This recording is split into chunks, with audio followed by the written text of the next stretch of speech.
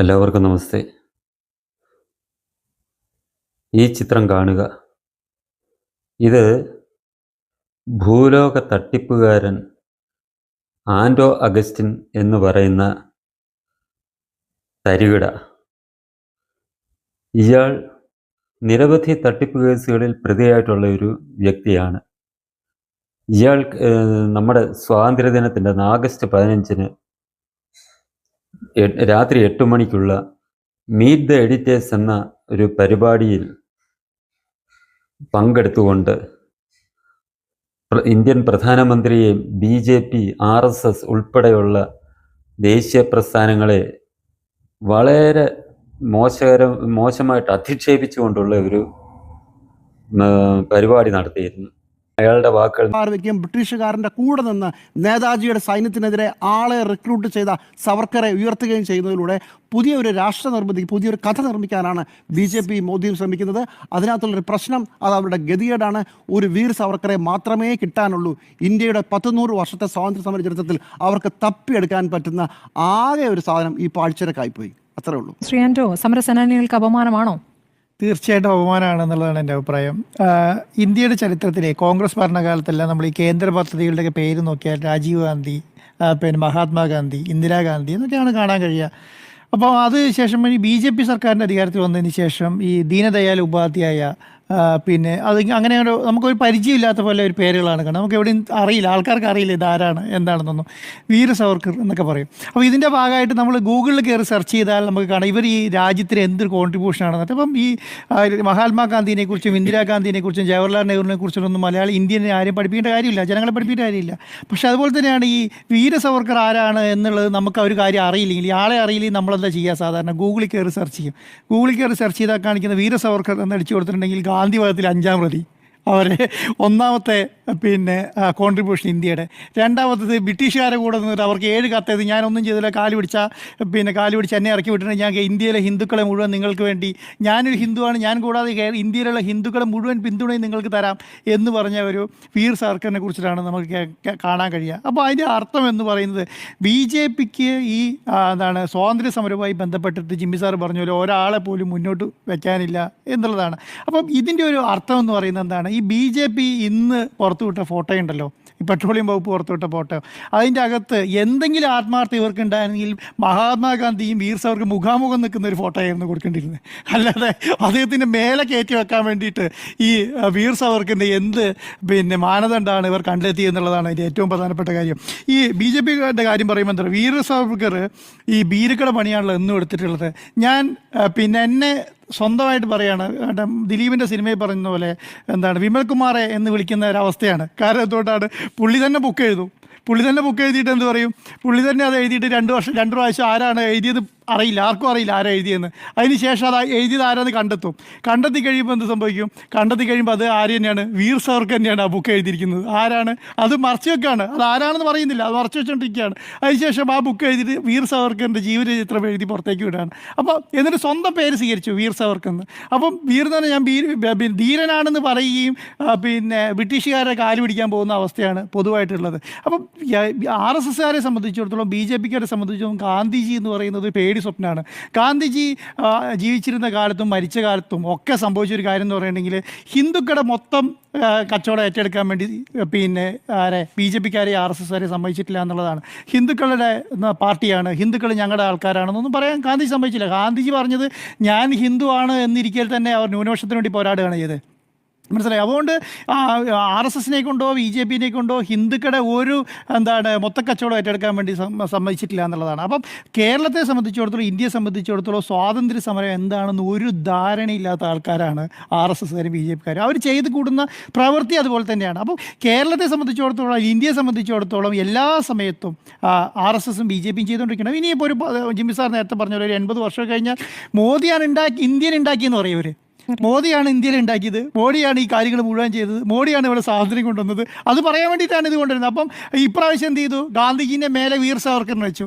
അടുത്ത പ്രാവശ്യം ഈ ഒരു കോൺഗ്രസ്സുകാരനും ഇല്ല കേട്ടോ, ഒരു കോൺഗ്രസ്സുകാരൻ്റെ ഏതെങ്കിലും ഭാഗത്തുള്ള ഒരു ഫോട്ടോ അവർ വെക്കുന്നില്ല. അതിൻ്റെ അകത്ത് ഭഗത് സിംഗിനെയും ഒക്കെയാണ് വെക്കുന്നത്. അപ്പം അവർ ഉദ്ദേശിക്കുന്നത് എന്താണ്? കോൺഗ്രസ്സുമായി ബന്ധപ്പെട്ട ഒരു കാര്യം കേൾക്കണം. അവരെ മുദ്രാവാക്യം തന്നെ അതാണല്ലോ, കോൺഗ്രസ് മുക്ത ഭാരതമാണ്. അപ്പോൾ അതാണ് അവരുടെ മൈൻഡ് സെറ്റ് തന്നെ. അപ്പം ഇനി അവർ ഗാന്ധിജീനെ അടുത്ത സ്റ്റെപ്പിലേക്ക് താഴേക്ക് ഇറക്കും, അതിന് മേലെ വെക്കും. ഇനി കുറച്ച് കാലം കൂടെ കഴിഞ്ഞാൽ ആരായിരിക്കും? മോദി ആയിരിക്കും മേലെ, അത് കഴിഞ്ഞ് വീർ സാവർക്കർ, അത് കഴിഞ്ഞിട്ട് അടുത്തയാൾ, അതിന് തീരുമാനവാദിയായ, അങ്ങനെ താഴേക്കും ഏതെങ്കിലും ഒരു ഭാഗത്ത് ഗാന്ധിജിനെ കൊണ്ടുവച്ചു. പക്ഷേ ഈ സ്വാതന്ത്ര്യദിനത്തിൽ പോലെ ഒരു സ്വാതന്ത്ര്യദിനത്തിൽ പോലെയാണ് ഈ BJP 2 ടേം ആയാലും ഭരിക്കുന്നത്. ഈ ടേമിലൊന്നും ഗാന്ധിജിനെ ഒഴിവാക്കി മുന്നോട്ട് പോകാനുള്ള ശേഷി തൻ്റെ ഇടവർക്കില്ലല്ലോ.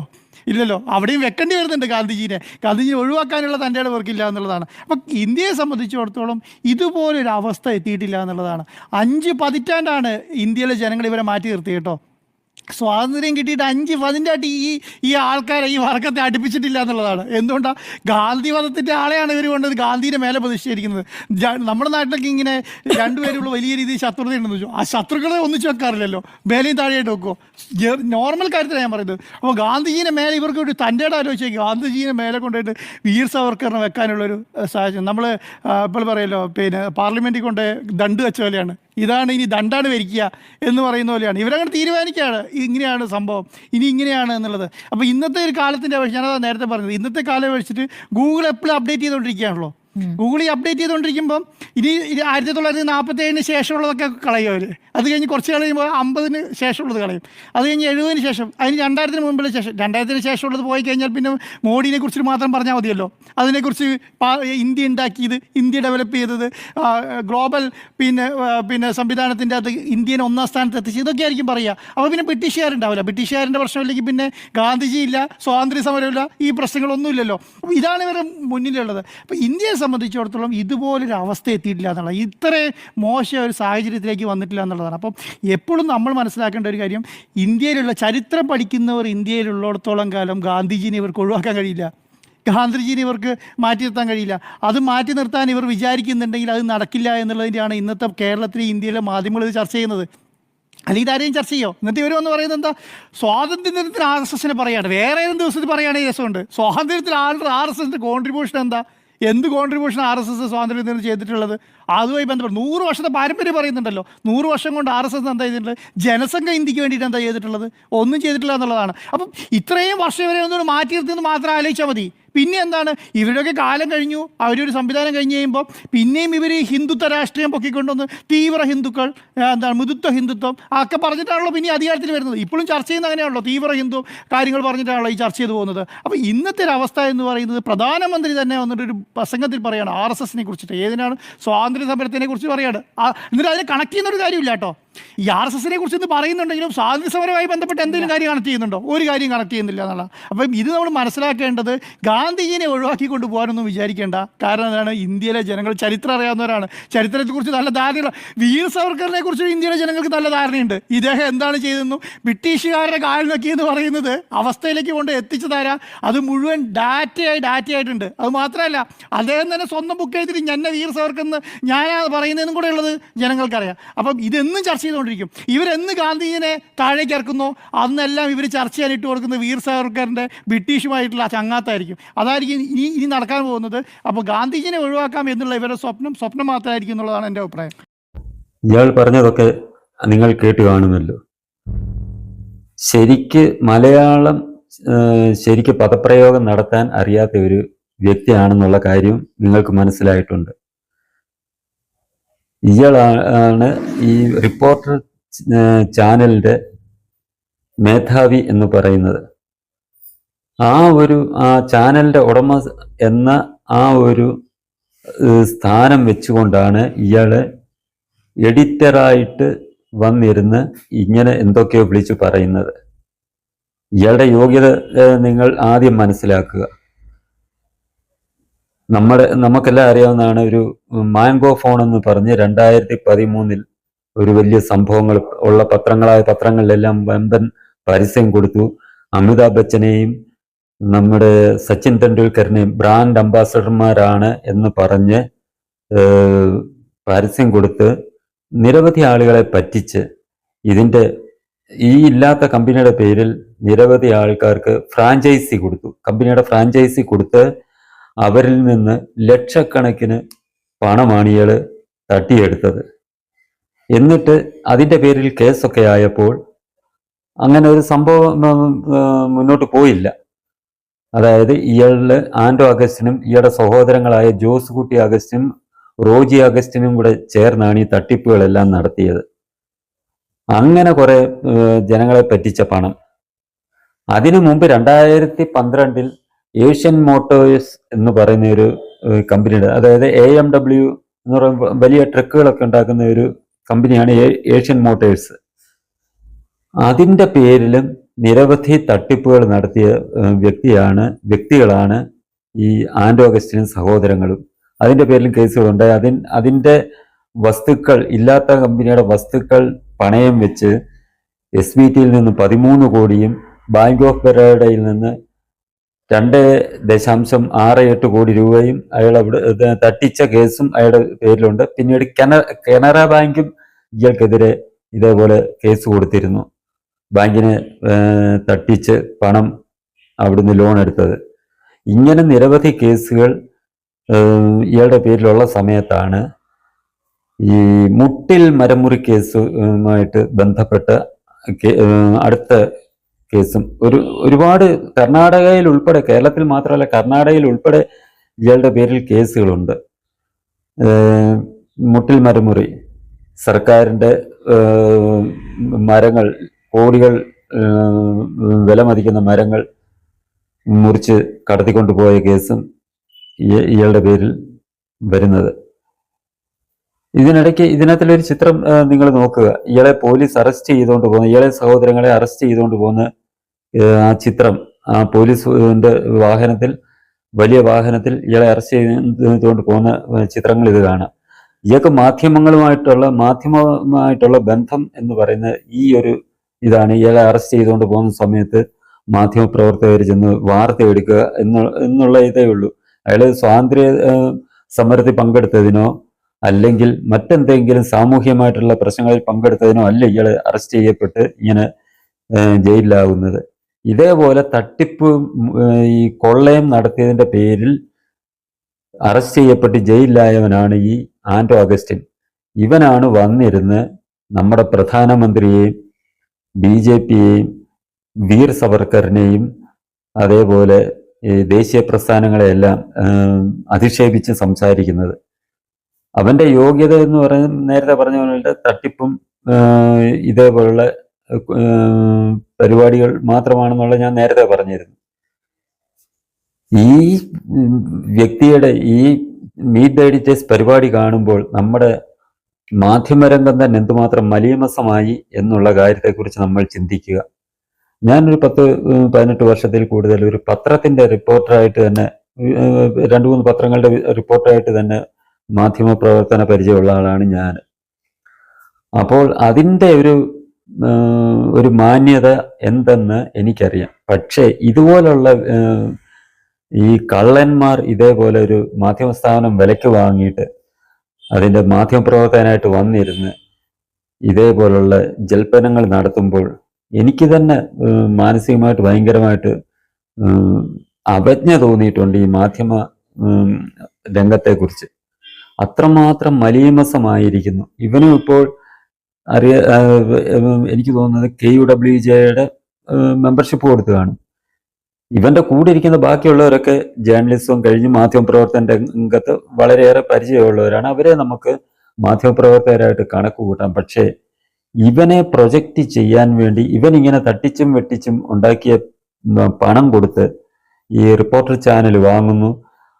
അതിൽ കൂടി ഇവൻ ദേശീയ നേതാക്കളെയും നമ്മുടെ രാജ്യത്തെ തന്നെ അപമാനിക്കുന്ന രീതിയിൽ ഓരോ പരിപാടികൾ പുറത്തുവിടുന്നു. എന്നിട്ട് അതിൻ്റെ ഓരോ ക്ലിപ്പ് എടുത്ത് യൂട്യൂബിൽ കൊടുത്തിട്ട് ഇവൻ ഓരോന്ന് പറയുന്നതായിട്ട് ഇവന്റെ ആ വാക്കുകൾ ഇവനെ പ്രൊജക്റ്റ് ചെയ്യാൻ വേണ്ടി ഓരോന്ന് കയറ്റി വിടുന്നു. അങ്ങനെ ഇവനങ്ങ് പ്രശസ്തനാകുന്നു. ഇവൻ ഈ കേന്ദ്രത്തിനെയും ഒക്കെ ഈ ഇതേപോലെ അധിക്ഷേപിച്ച് സംസാരിക്കുന്ന എന്തിനാണെന്നുള്ള കാര്യം നമ്മൾ മനസ്സിലാക്കണം. ഇവനെതിരെ നിരവധി കേസുകളുണ്ടെന്ന് പറഞ്ഞു. ഈ കേസിൽ നിന്ന് രക്ഷപ്പെടുന്നതിനായി നമ്മുടെ സംസ്ഥാനം ഭരിക്കുന്നത് CPM ആണല്ലോ. CPMനെ സുഖിപ്പിച്ച് ഈ BJPയും മറ്റ് ദേശീയ പ്രസ്ഥാനങ്ങളെ അധിക്ഷേപിച്ച് സംസാരിച്ച് CPMനെ സുഖിപ്പിച്ച് ഈ കേസുകളിൽ നിന്ന് എങ്ങനെയും ഊരിപ്പോരുക എന്നുള്ള ലക്ഷ്യത്തോടു കൂടിയാണ് ഇവൻ ഇത്തരം പരിപാടികളുമായിട്ട് രംഗത്തിറങ്ങിയിരിക്കുന്നത്. എനിക്ക് ചോദിക്കാനുള്ളത് ഈ നാട്ടിലെ BJPയുടെ നേതൃത്വത്തോടും പ്രവർത്തകരോടുമാണ്. നമ്മുടെ പ്രധാനമന്ത്രിയെയും അല്ലെങ്കിൽ ഈ BJP ഉൾപ്പെടെയുള്ള RSS BJP ഉൾപ്പെടെയുള്ള ദേശീയ പ്രസ്ഥാനങ്ങളെയും അതിൻ്റെ നേതാക്കളെയും ഇതേ രീതിയിൽ അധിക്ഷേപിച്ച് സംസാരിക്കുന്ന ഇവനെതിരെ എന്തുകൊണ്ട് നിയമ നടപടിയുമായിട്ട് മുന്നോട്ട് പോകുന്നില്ല എന്നുള്ളതാണ്. ഇവൻ ഇനിയും ഇത് ഇങ്ങനെ ഇപ്പോൾ തടയിടാൻ ശ്രമിച്ചില്ലെങ്കിൽ, തടയിട്ടില്ലെങ്കിൽ ഇവൻ ഇനിയും വളരെ മോശമായിട്ടായിരിക്കും നമ്മുടെ രാജ്യത്തെയും രാജ്യത്തിൻ്റെ നായകരെയും എല്ലാം അധിക്ഷേപിച്ച് സംസാരിക്കുന്നത്. അത് കേൾക്കാനും കുറെ ആൾക്കാർ കാണും. സ്വാഭാവികമായിട്ടും ഇവന്റെ ഈ സംസാരം കേൾക്കുന്ന കുറെ പേരെങ്കിലും ഇത് ശരിയാണ് എന്ന് വിശ്വസിക്കും എന്നുള്ള കാര്യത്തിൽ ഒരു സംശയവുമില്ല. നമ്മളത് മനസ്സിലാക്കുക. അതിനാൽ തന്നെ ഇവനെ പോലുള്ള സാമൂഹ്യ ദ്രോഹികളെ നിലയ്ക്ക് നിർത്തേണ്ട ഉത്തരവാദിത്വം ഈ രാജ്യത്തോടും ഈ സമൂഹത്തോടും പ്രതിബദ്ധതയും ഉത്തരവാദിത്വവുമുള്ള ദേശീയ പ്രസ്ഥാനങ്ങൾക്ക് ഉണ്ട് എന്നുള്ള കാര്യം നമ്മൾ മറന്നുകൂടാ. RSS സ്വാഭാവികമായിട്ടും മറ്റുള്ള അവരെ എത്ര അധിക്ഷേപിച്ചാലും അവര് കേസോ അങ്ങനെയുള്ള രീതിയിൽ പോകാറില്ല. കാരണം ആ പ്രസ്ഥാനത്തിന്റെ പ്രവർത്തന രീതി അങ്ങനെയാണ്. എത്രമാത്രം അധിക്ഷേപിച്ചാലും RSS എന്ന സംഘടന അവർക്കെതിരെ നിയമ നടപടിയുമായി പോകാറില്ല. എന്നാൽ അതുമായിട്ട് ബന്ധപ്പെട്ട് പ്രവർത്തിക്കുന്ന നിരവധി സംഘടനകളുണ്ട്. അവർ തീർച്ചയായിട്ടും ഈ ഒരു അധിക്ഷേപം, ഇവന്റെ ഈ അധിക്ഷേപപരമായിട്ടുള്ള ഈ പ്രവൃത്തികളെ ഗൗരവതരമായി കണ്ടുകൊണ്ട് ഇവനെതിരായിട്ടുള്ള കേരള സർക്കാരും CPM ഇവനെ പ്രൊട്ടക്റ്റ് ചെയ്യാൻ ശ്രമിക്കും. ഇവനെതിരെയുള്ള കേസുകൾ ഒഴിവാക്കി കൊടുക്കാൻ ശ്രമിക്കും. അതിനനുവദിക്കാതെ കേന്ദ്ര സർക്കാരിൽ അതിനുള്ള സമ്മർദ്ദം ചെലുത്തി ഇവന്റെ ഈ പ്രവർത്തനങ്ങളെ കുറിച്ചുള്ള എല്ലാ കാര്യങ്ങളും, ഇവന്റെ ഈ കൊള്ളയും ഈ ബാങ്കിനുകളെ തട്ടിയെടുത്ത കാര്യം എല്ലാം അറിയിച്ചുകൊണ്ട് ഇവനെതിരെ ശക്തമായ ഒരു അന്വേഷണത്തിനുള്ള, ഇവനെ പൂട്ടാനുള്ള നടപടികളാണ് ഈ ഉത്തരവാദിത്തപ്പെട്ട സംഘടനകൾ സ്വീകരിക്കേണ്ടത്. ഇവൻ അതിനുവേണ്ടി തന്നെയാണ് ഇവൻ കുറെ ഈ BJP വിരുദ്ധരെ ഇവൻ ഈ ചാനലില് ജോലിക്കാരായിട്ടും വെച്ചിട്ടുണ്ട്. ഒരു സ്മൃതി പരുത്തിക്കാട്, പിന്നെ ഒരു ജിമ്മി എന്ന് പറയുന്ന മനോരമയിൽ നേരത്തെ ഉണ്ടായിരുന്ന വിദ്വാൻ, പിന്നെ ഇവരെല്ലാം തലവനായിട്ട് മൊട്ട അരുൺ. ഇവരുടെ ഈ മീറ്റ് ദ എഡിറ്റർ എന്ന് പറയുന്ന പരിപാടി നിങ്ങൾ സ്ഥിരം കണ്ടാൽ ഈ 15-ാം തീയതി ഇവൻ ഈ സംസാരിക്കുന്ന ആ പരിപാടിയിൽ തന്നെ ജിമ്മി എന്ന് പറയുന്ന ഈ വിദ്വാൻ എത്രമാത്രമാണ് അധിക്ഷേപിച്ച് സംസാരിക്കുന്നത് എന്നുള്ളത് നിങ്ങളത് ശ്രദ്ധിച്ച് കേൾക്കണം. ഇതെല്ലാം യൂട്യൂബിലെ ഈ പരിപാടി നിങ്ങൾ യൂട്യൂബ് സെർച്ച് ചെയ്താൽ ഇവരുടെ ഈ ജൽപ്പനങ്ങളെല്ലാം നമ്മൾക്ക് കേൾക്കാൻ കഴിയും, അവിടെ കിട്ടും. ഇത് നിങ്ങൾ വ്യക്തമായി കേട്ട് ഇവന്മാർ ചീറ്റുന്ന വിഷം എത്രമാത്രം മാരകമാണ് എന്നുള്ളത് നിങ്ങൾ മനസ്സിലാക്കുക. അത്രയ്ക്ക് മോശമായിട്ടാണ് ഈ ജിമ്മിയും സ്മൃതി പരുത്തിക്കാടും ഈ ആൻഡോ എന്ന ഈ കാട്ടുകള്ളനും ആ ചാനലിൽ വന്നിരുന്ന് കാണുന്നത്. ഇതിന് റേറ്റിംഗിന്റെ ഇത് പറഞ്ഞാൽ ഇപ്പം 24-ന്റെ മേളിൽ ഇങ്ങനെ വന്ന് നിൽക്കുന്നു. ഏഷ്യാനെറ്റുമായിട്ട് മത്സരമാണ് ഈ മുന്നിൽ വരാനുള്ളത്. ഏഷ്യാനെറ്റും BJPക്കെതിരായിട്ടുള്ള പരിപാടികളാണ് മുന്നോട്ട് കൊണ്ടുപോകുന്നത് എന്നുണ്ടെങ്കിലും ഇവൻ ചെയ്യുന്ന അത്രയും വിഷം, ഈ ചാനൽ ചെയ്യുന്ന അത്രയും വിഷം മറ്റ് ചാനലുകൾ ഒന്നും ചെയ്യുന്നില്ല, ചീറ്റുന്നില്ല എന്നുള്ളതാണ് യാഥാർത്ഥ്യം. മാതൃഭൂമിയിലെ മാധു ആണെങ്കിലും പിന്നെ ഈ തീർത്തും ദേശവിരുദ്ധമായിട്ടുള്ള കാര്യങ്ങൾ ചെയ്യുന്നത് നമുക്കറിയാം. മാധ്യമത്തിന്റെ ഒരു ചാനൽ മീഡിയ വൺ, അവര് വ്യക്തമായിട്ട് നമുക്കറിയാം അവര് ദേശവിരുദ്ധതയും ഉൾപ്പെടെയാണ് അവരുടെ മുഖമുദ്ര. അത് നിയന്ത്രിക്കുന്ന സംഘടന അത് തന്നെയാണ്, ജമാഅത്തെ ഇസ്ലാമി എന്ന് പറയുന്ന സംഘടനയാണ്. പക്ഷേ ഈ റിപ്പോർട്ടർ ആ രീതിയിലുള്ളതല്ല. ഇവൻ വിലക്കെടുത്തിട്ട് ഇവന്റെ വിഷം സമൂഹത്തിലേക്ക് ചീറ്റാൻ വേണ്ടി, അതായത് ഇവന്റെ കൂട്ടൊരു തട്ടിപ്പ് വീരൻ, ഒരു കള്ളൻ, കാട്ടുകള്ളൻ ഇങ്ങനെ വിഷം ചീറ്റിക്കൊണ്ടിരിക്കുമ്പോൾ നമ്മൾ ഒരു രീതിയിലും അതിനെ അംഗീകരിച്ചു കൊടുക്കരുത് എന്നുള്ളത് നമ്മൾ ഓരോരുത്തരും മനസ്സിലാക്കുക. ഉത്തരവാദിത്തപ്പെട്ട സംഘടനകൾ ഇവനെ പോലുള്ളവരെ നിയന്ത്രിക്കാൻ വേണ്ട നടപടികളാണ് സ്വീകരിക്കേണ്ടത്. ഇവന്റെ കേസുകളെല്ലാം പുറത്തു എടുത്ത്, അത് ഇപ്പോൾ തണുത്ത് കിടക്കുകയാണ് ഇവന്റെ കേസുകൾ. ഇവൻ ആ പോലീസുകാർ അറസ്റ്റ് ചെയ്തുകൊണ്ട് പോയപ്പോഴത്തെ അവന്റെ ആ ഒരു വാശിയായിരിക്കാം എന്നെ ഈ കേസുകളിലൊക്കെ പിടിച്ച് അകത്തിടാൻ ശ്രമിക്കുന്നുണ്ട്. ഇതിൽ നിന്നെല്ലാം ഞാൻ ഏതെങ്കിലും രീതിയിൽ പുറത്തു വന്നിട്ട് ഇതിൽ നിന്നെല്ലാം ഞാൻ രക്ഷപ്പെടും എന്നുള്ള ഒരു ചിന്ത, ആ ഒരു വാശിയിലായിരിക്കാം ഇവൻ ഈ ചാനൽ വാങ്ങിയത്.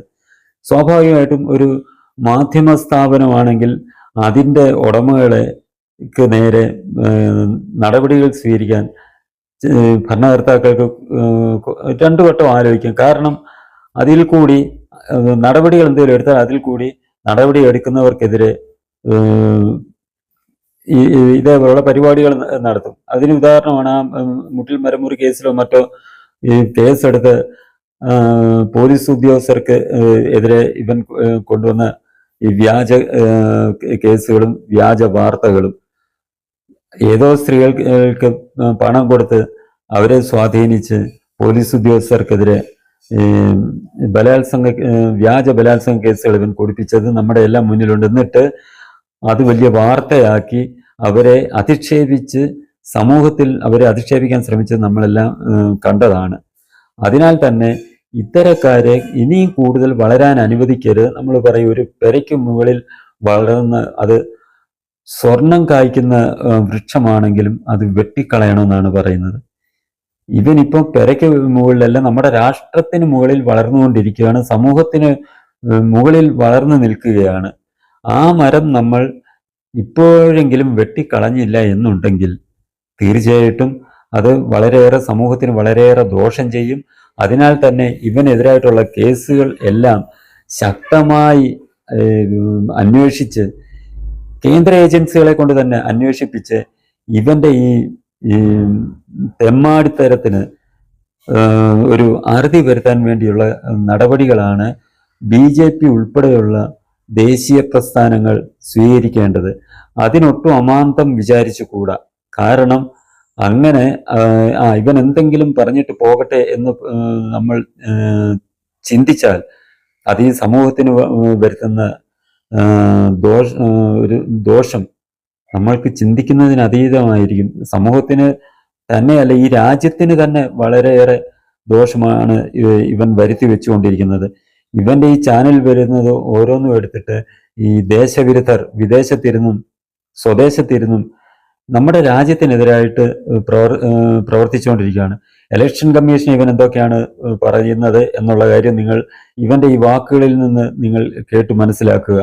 പ്രധാനമന്ത്രി ഉൾപ്പെടെ അല്ല, ഇലക്ഷൻ കമ്മീഷനെ കുറിച്ച് എന്തൊക്കെയാണ് ഇവൻ പറയുന്നതെന്ന് കേൾക്കുക.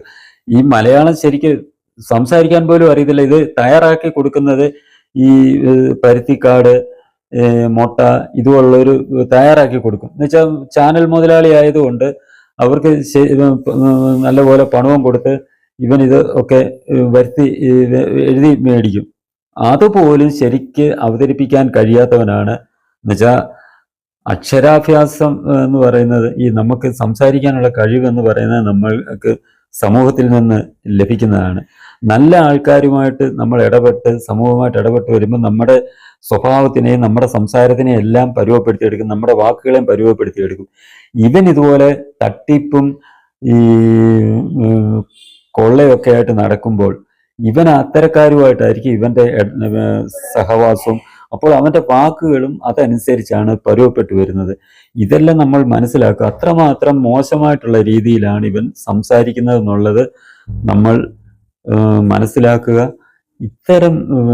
ഇവന്റെ നാവിൽ നിന്ന് ഇനി ഇത്തരം വാക്കുകൾ ഉതിർന്നു വീഴാത്ത രീതിയിൽ നിയമപരമായി ചെയ്യാവുന്ന എല്ലാ കാര്യങ്ങളും ഇവനെതിരെ ചെയ്യാൻ ഉത്തരവാദിത്തപ്പെട്ട സംഘടനകൾ ശ്രമിക്കുക.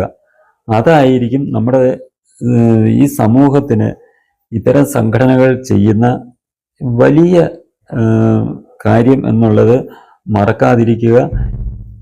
ഇനി ഒട്ടും താമസിക്കാതെ തന്നെ ഇവൻ നടത്തിയിട്ടുള്ള തട്ടിപ്പുകളെല്ലാം ഇപ്പോൾ ഒതുക്കപ്പെട്ടു വെച്ചിരിക്കുന്നതിനെ എല്ലാം ശക്തമായി പുറത്തെടുത്ത് ഇവനെതിരെ വേണ്ട നടപടികൾ സ്വീകരിക്കാൻ ബന്ധപ്പെട്ട സംഘടനകൾ അല്ലെങ്കിൽ വ്യക്തികൾ ആരാണെങ്കിലും എത്രയും പെട്ടെന്ന് പ്രവർത്തിക്കുക എന്നുള്ളത് അത് ഈ രാജ്യത്തോട് ചെയ്യേണ്ട കടമയാണ് എന്ന് മനസ്സിലാക്കി പ്രവർത്തിക്കുക.